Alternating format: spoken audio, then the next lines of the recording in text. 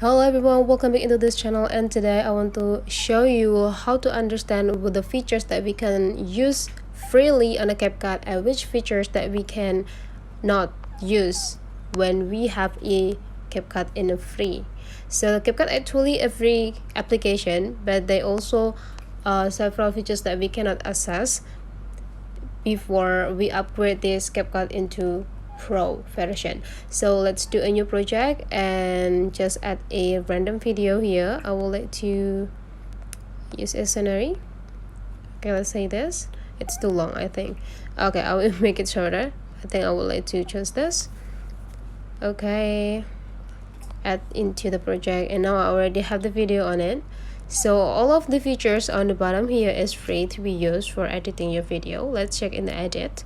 So you can use all of the tools that provide by the CapCut on the edit tools or edit features, but there also one tools that we cannot use, which is the auto reframe, because before we use this we need to upgrade our CapCut into Pro version. So before we update the CapCut into the Pro version, this will not gonna able to be used by us. Okay, let's do the another one. In audio, everything is able to be used. In the text, everything I think is able to be used too.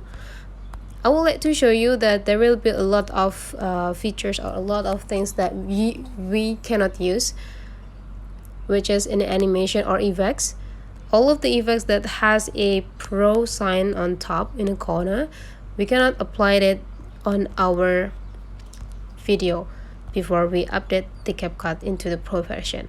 So you can still use this effects that has no Pro signs on it.